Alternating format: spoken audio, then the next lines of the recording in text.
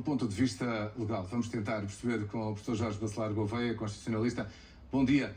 Antes de mais, os termos em que isto está feito, então, fere a constitucionalidade? Tenho a ideia de que sim. Aliás, cumprimento também o secretário-geral da APAR, o Dr. Vítor Ilharco, e ele já disse muita coisa com a qual também eu concordo. Julgo que quando há uma amnistia ou um perdão, devem ser genéricos, e aqui ser genérico é para todas as pessoas. Não percebo a razão de ficarmos apenas nos 30 anos só por alusão à Jornada Mundial da Juventude. Porque o sentimento de misericórdia é para todos. A misericórdia não termina aos 30 anos, vai até ao fim da vida e até, na verdade, aqueles que mais precisam de perdão são, porventura, os reclusos que estão em piores condições, e até do ponto de vista de humanidade, de sentimento de misericórdia para aqueles que mais precisam, são certamente os mais velhos e não os mais novos. Portanto, há aqui uma discriminação negativa em função da idade, ou seja, aqueles que têm mais de 30 anos. Isto, aliás, até se chama idadismo, portanto, homem com estado baseada numa discriminação etária. Este é um aspecto. Depois há outro aspecto também que leva a que esta lei, tal como ela está, seja encostada por desproporcionalidade, violando o princípio da proporcionalidade. Porquê? Porque a lei apenas retira sempre um ano de pena em qualquer crime até 8 anos. Portanto, perdoa-se um ano de pena se o crime for com a pena correspondente 2 anos, ou se a pessoa for condenada, por exemplo, por 6 anos ou por 8 anos. É sempre um ano que é perdoado. Mas não pode ser assim, porque isto não é proporcional. Devia ser uma percentagem, por exemplo, perdoar 10% da pena, ou perdoar 20% da pena. Portanto, se a pena for de 4 anos, um ano é muito mais do que se a pena for de 8 anos, porque é sempre um ano que se aplica, é como está, aliás, na proposta de lei do Governo. E, portanto, isto também não tem nenhuma lógica. É uma lógica arbitrária. Isto não tem racionalidade, eu pelo menos não consigo perceber a racionalidade. E já agora ainda outro comentário. Em relação àquilo que se disse, enfim, sendo habitual fazer esta amnistia, depois também fez-se há pouco tempo uma amnistia e um perdão genérico em relação à pandemia. Aí, apesar de tudo, as coisas até foram menos más, porque foi um perdão que se dirigiu a todos os reclusos. Não se fez qualquer discriminação em função da idade. Eu, na altura, suscitei as minhas dúvidas, porque se a ideia era retirar da prisão as pessoas que estavam em condições de saúde mais difíceis, havendo sobrelotação, admito que isso não seja em todas as prisões, ou se calhar até em todas as prisões haver essas más condições de vida dos reclusos. Mas neste caso é muito pior, porque apenas se restringe a medida até aos 30 anos. Neste caso, o que é que acredita que, enfim, perante a discussão e os alertas que foram lançados, a situação venha a ser resolvida na Assembleia da República durante o debate? Eu acho que isto é muito fácil de resolver, só não se resolverá por ausência de vontade. Aliás, como se disse, superstições de maioria absoluta, e esta lei não é uma lei reforçada, portanto basta uma maioria simples para ser aprovada.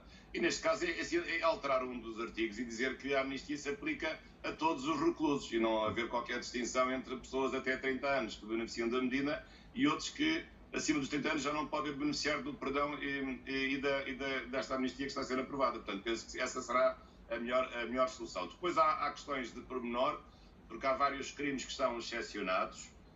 Tem havido algumas propostas no sentido de alterar isso.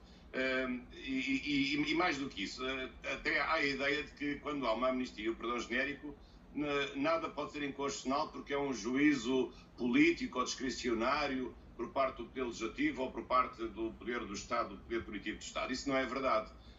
No âmbito da função legislativa e da função política, há discricionariedade, sim senhor, mas ela também tem parâmetros que tem que cumprir. E 2 parâmetros são estes muito importantes que eu acabei de dizer, o princípio da igualdade e o princípio da proporcionalidade. E não me parece, acho que isto se mete pelos olhos dentro, que haja qualquer lógica de apenas perdoar penas a pessoas até 30 anos só preocupar para vir cá para umas Jornadas Mundiais da Juventude.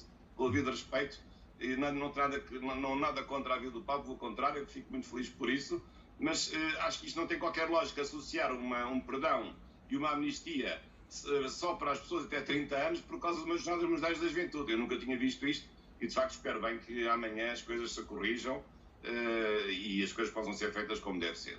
Se isso não acontecer... Era isso que eu ia perguntar, ou seja, vamos olhar agora para as hipóteses, que é, imaginemos que isto fique aprovado exatamente como é que é, portanto, quais são os trâmites que isto poderia levar. Desde logo, poderia parar já no Presidente da República, não é? Sim, o Presidente da República tem sido cauteloso, ele diz que não se pronuncia até ver os pormenores da coisa, digamos assim, e acho que faz bem.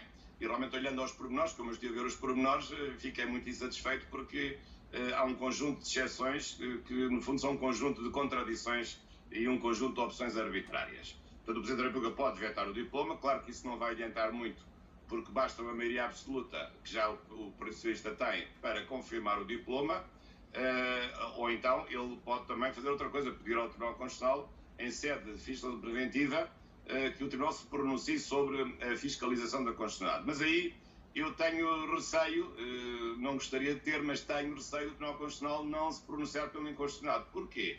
Porque há um exemplo mais recuado, o famoso e triste exemplo da lei da amnistia aos criminosos das FPs 25, que foi... E nessa altura o Tribunal Constitucional recebeu um pedido de fiscalização, porque era uma amnistia só dirigida a esse grupo de criminosos, enfim, para resolver um problema processual que eu nunca percebi que fosse um problema, e na altura o Tribunal Constitucional entendeu que a lei da amnistia não era inconstitucional, porque era um ato discricionário, um ato político, um ato de misericórdia, e portanto não havia possível parametrização ou limitação desse mesmo poder.